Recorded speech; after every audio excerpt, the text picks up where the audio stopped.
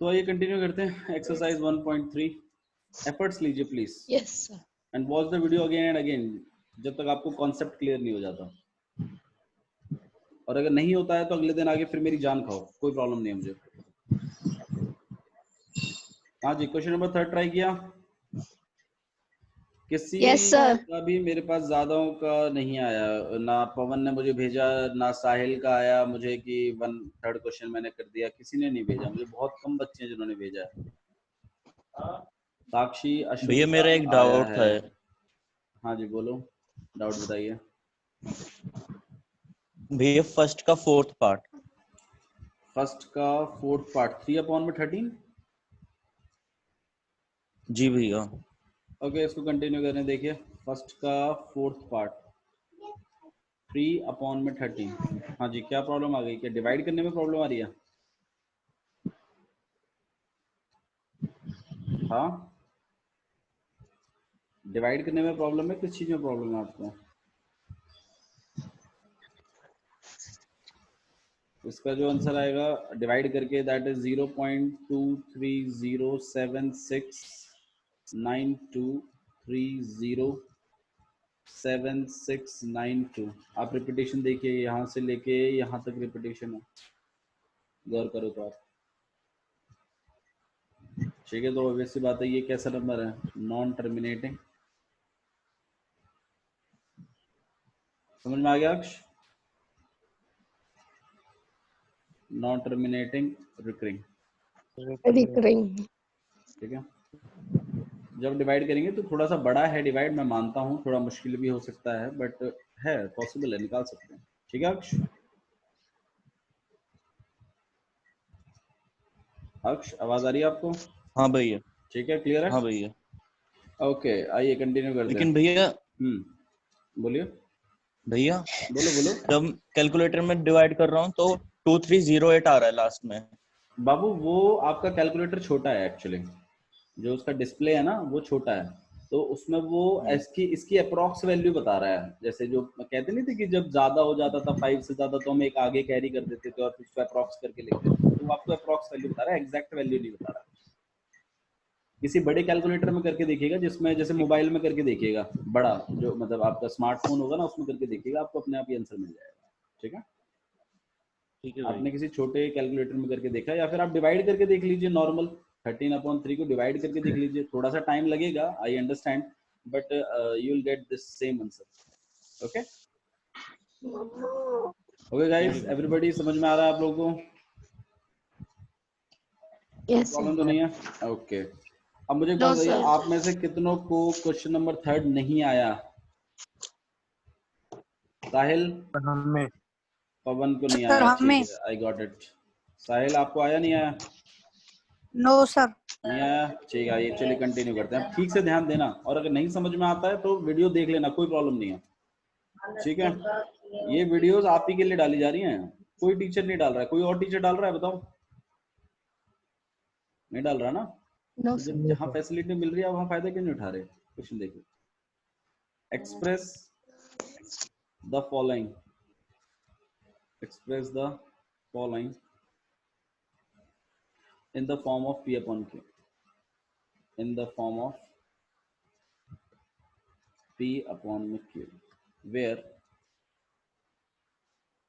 P and Q are integers, where P and Q are integers। देखो मान लीजिए इस तरीके से आपके पास एक नंबर है 0.456। ठीक है, आपके मान लीजिए इस तरीके से आपके पास एक नंबर है 0.456, और अगर मैं आपको बोलूं पवन कि इसको P अपॉन Q में कन्वर्ट करो, इसको किस में कन्वर्ट करिए? P अपॉन Q में, तो आप बड़ी आसानी से कर लोगे। कैसे कर लोगे? ये तो आपने किया भी है, 456 लिखोगे, और पॉइंट के बाद कितने नंबर हैं? 3 नंबर हैं। पॉइंट के बाद कितने नंबर हैं?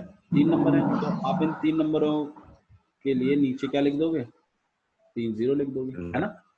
ऐसे ही तो कर देते हैं। पवन याद है, भूल गए? Yes sir. ठीक है ना?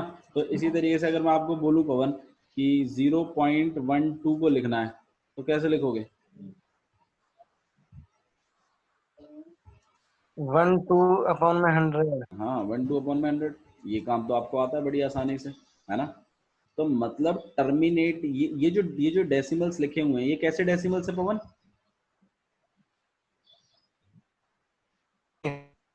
ये टर्मिनेटिंग डेसिमल्स हैं। कैसे डेसिमल्स हैं ये? Terminating, right.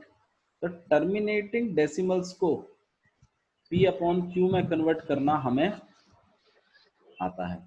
इसमें तो कोई फ्लॉ नहीं है, क्योंकि यहाँ तक सब बच्चे सीख के आए हैं। प्रॉब्लम कहाँ है? प्रॉब्लम है नॉन टर्मिनेटिंग रिकरिंग को कैसे कन्वर्ट किया जाए। नॉन टर्मिनेटिंग रिकरिंग को देखो, इस क्वेश्चन को भी काफी टीचर्स अलग अलग तरीके से कराते हैं, ठीक है। तो अगर आपके टीचर जैसे कहते हैं वैसे कर लो, ठीक है। हालांकि आप लोगों के लिए तो कोई प्रॉब्लम ही नहीं है, आप लोगों के लिए तो नहीं है। तो बाकी के जो बच्चे हैं वो उनके टीचर्स का अगर समझ में आता हो ना तो वैसे कर लें, ठीक है। तो पहला काम है कि अच्छा ये कैसा नंबर है? 0.6 बार है ऊपर का, मतलब 0.666666 ऐसे ही चले जा रहा है, राइट, है ना। तो ये कैसा नंबर है पवन? ये है आपके पास non terminating recurring. Non terminating recurring, बहुत बढ़िया, ठीक है। तो नॉन टर्मिनेटिंग रिकरिंग नंबर है ये बात तो हमें क्लियर होती है इससे। अच्छा जी, तो हम इसको सबसे पहले अगर हमें इसको, और हम इसको पी अपॉन क्यू में कन्वर्ट कर सकते हैं। अब वो कैसे करते हैं, उसका प्रोसीजर क्या है, उसके स्टेप्स क्या हैं, उस चीज पर गौर करो। सबसे पहला स्टेप है कि आप इसको लेट करेंगे कि ये x के बराबर है। किसके बराबर है ये? x के, ठीक है, पहला स्टेप, ठीक है। तो सबसे पहले हमें इसको x के इक्वल करना है। दूसरी चीज हमें क्या करनी है कि पॉइंट के बाद जितनों भी नंबरों के ऊपर बार नहीं है, बार नहीं है, पहले मैं आपको एक नॉर्मल नंबर कन्वर्ट करके दिखाता हूँ। इसको इसकी बजाय हम एक क्वेश्चन दूसरा करते हैं। x इक्वल टू में 0.47 और 7 के ऊपर बार है, बस 4 के ऊपर बार नहीं है, इसको कन्वर्ट करते हैं, ठीक है। आप सबके पास कैलकुलेटर है ना? Yes. फोन में फिजिबल होगा मेरे ख्याल से कैलकुलेटर। जब हम क्वेश्चन के एंड तक पहुंच जाएंगे तो मैं आपको एक डिवाइड करने के लिए बोलूंगा, तो कैलकुलेटर में उस डिवाइड को करिएगा और फिर नोटिस करिएगा कि क्या वही आंसर आ रहा है। अच्छा जी, 0.47 और 7 के ऊपर बार है, तो इसका मतलब ये नंबर कैसा होगा दिखने में, कोई बता सकता है? 0.47777777 ऐसे ही तो होगा ना पवन? 7 के ऊपर बार है, इसका मतलब क्या है? 7 ही रिपीट होता रहेगा। ओके, तो सबसे पहला काम है हमारा, सबसे पहला स्टेप यही है कि हम इसको लेट करेंगे कि ये x के बराबर है। दूसरा स्टेप है हमारा, दूसरा स्टेप है कि भाई पॉइंट के बाद ऐसे जितने भी नंबर हैं जिसके ऊपर बार नहीं है, मेरा ठीक है सुनिए इस बात को मैं जो कह रहा हूँ आपसे, पॉइंट के बाद जितने भी नंबर हैं जिनके ऊपर बार नहीं है, उस नंबर को हमें उन नंबरों को हमें आगे लेके आना है। पॉइंट के बाद ऐसे कितने नंबर है पवन जिसके ऊपर बार नहीं है? सिर्फ एक ही नंबर है, दैट इज 4, राइट। इस 4 को अगर मुझे आगे लेके आना है तो मुझे इसको कितने से मल्टीप्लाई करना चाहिए? देखो जैसे इस तरीके से मान लो, जैसे देखो मैं आपको तरीका बता रहा हूँ, 0.12 है, और अगर मैं इस 1 को, हाँ, और अगर मैं इस 1 को आगे लेके आना चाहता हूँ तो मैं सच बता रहा हूँ, मैं इसको पता 10 से मल्टीप्लाई कर दूंगा। अब देखो कैसे हो जाएगा ये, देखो पॉइंट हटेगा तो आपके पास 1 2 और अपॉन में 100 आ जाएगा, और यहाँ पे 10, ये इससे कट गया, और यहाँ पे आ जाएगा 1.2, देखो आ गया ना बना के। तो जिस नंबर को, जितने नंबरों को आगे लाना है ना उतने से मल्टीप्लाई कर देते। मान लो दोनों को आगे लाना है तो कितने से मल्टीप्लाई करूंगा? 100 से, आ जाएगा अपने आप, चिंता मत करो, ठीक है। क्लियर हो रहा है पवन? समझ में आ रही है बात मैं क्या कह रहा हूँ आपसे? जैसे मान लो 4.367 है, और अगर मैं चाहता हूँ सिर्फ 3 को आगे लाना तो कितने से मल्टीप्लाई करना चाहिए? 10 से। अगर मैं चाहता हूँ 3 6 दोनों को आगे लाना तो कितने से करना चाहिए? 100 से। और अगर मैं चाहता हूँ 3 6 7 तीनों को आगे लाना तो कितने से करना चाहिए? समझ में आ रहा है? अच्छा, अब अगर कोई बच्चा ये कहने लगे नहीं 3 को आगे मत लाओ, सिर्फ 6 को आगे लाओ, तो ऐसा नहीं हो सकता, ऐसा नहीं हो सकता भाई। जो तरीका है वो तरीका है, या 6 को अगर आगे लाना है तो 3 को आगे पहले लाना ही पड़ेगा। तो मुझे यहाँ से किसको आगे लेके आना है? खाली 4 को ना, तो कितने से मल्टीप्लाई करना चाहिए? कितने से मल्टीप्लाई करना चाहिए पवन? 10 से। अब 10 से मैं एक ही साइड थोड़ी मल्टीप्लाई करूंगा, मेरे को दोनों साइड मल्टीप्लाई करना पड़ेगा, तभी बैलेंस रहेगी इक्वेशन। तो मैं क्या करूंगा, multiply by 10, multiply by 10 both side, both side, ठीक है। अब 10 से इधर भी मल्टीप्लाई हो गया x भी, और 0.47 और बार, और ये भी 10 से मल्टीप्लाई हो गया, तभी तो बैलेंस रहेगी ना। 10 से 10 कट जाएगा तो 1 ही तो है, कोई प्रॉब्लम नहीं है। इक्वेशन बैलेंस रखने के लिए हमने दोनों तरफ 10 से मल्टीप्लाई किया है, इस बात का ध्यान रखिए। यहाँ कितना हो जाएगा आपके पास 10x, और यहाँ कितना हो जाएगा, जब आप 10 से मल्टीप्लाई कर दोगे तो ये 4 आगे आ जाएगा ना पॉइंट से, तो ये आ जाएगा 4.7 बार।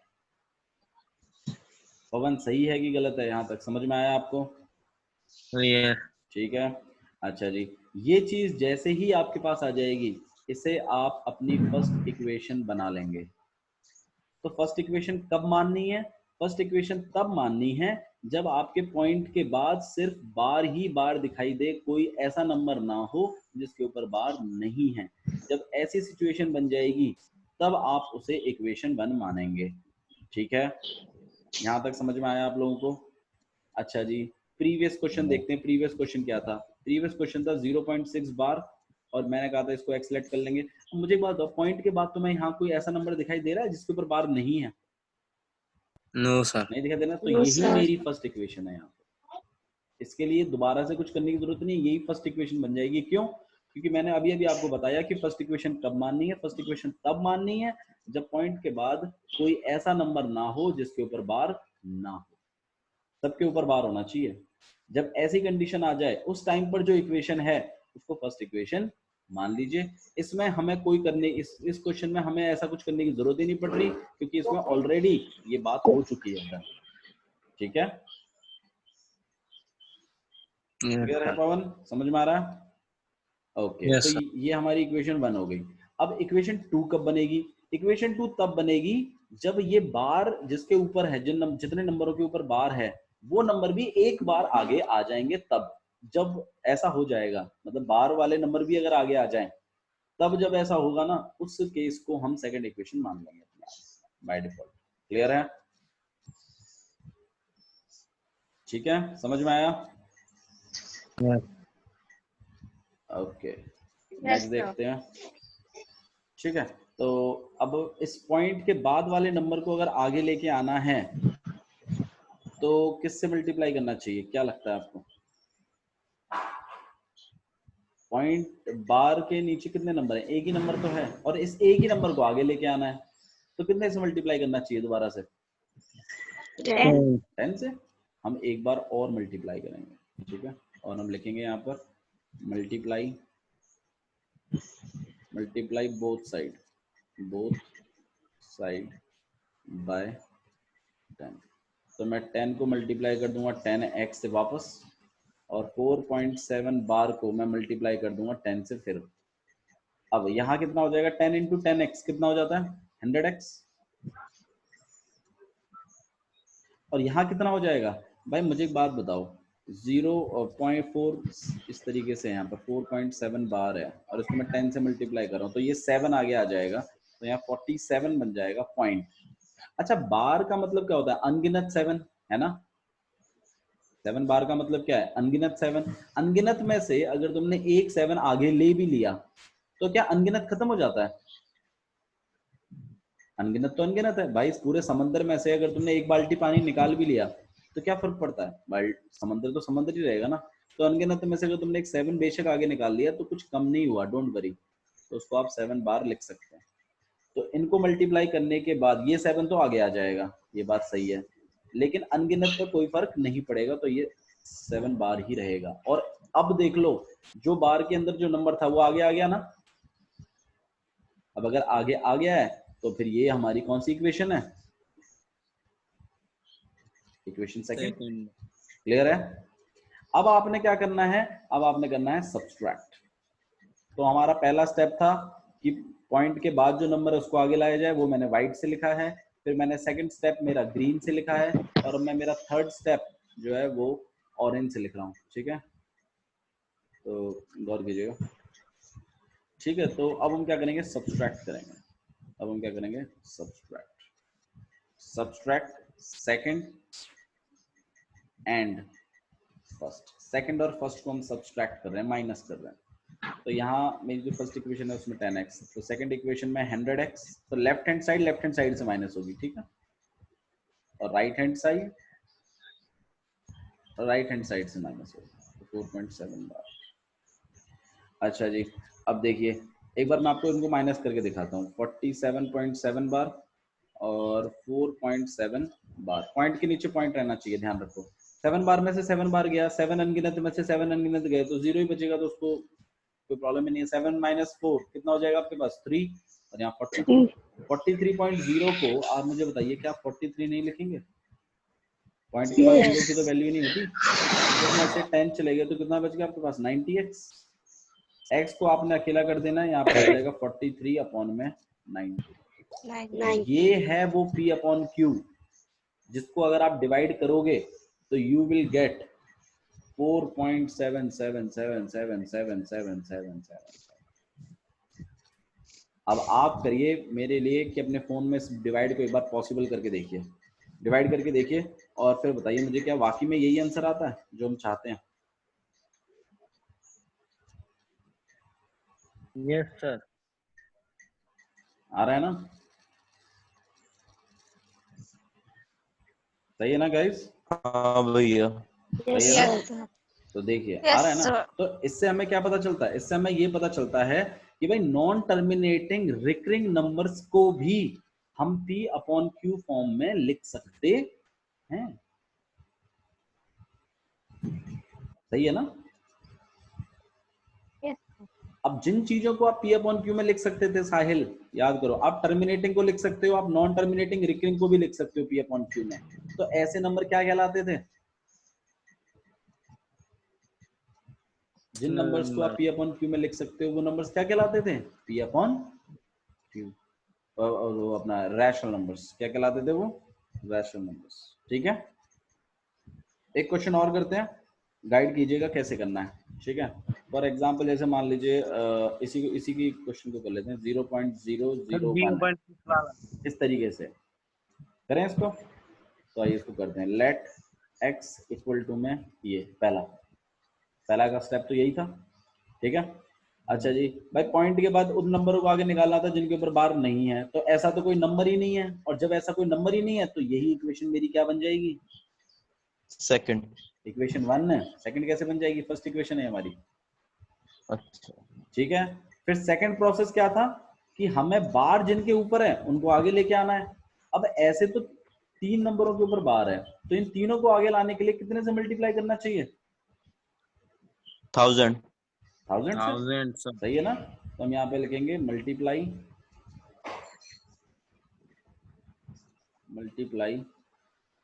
Equation, multiply both side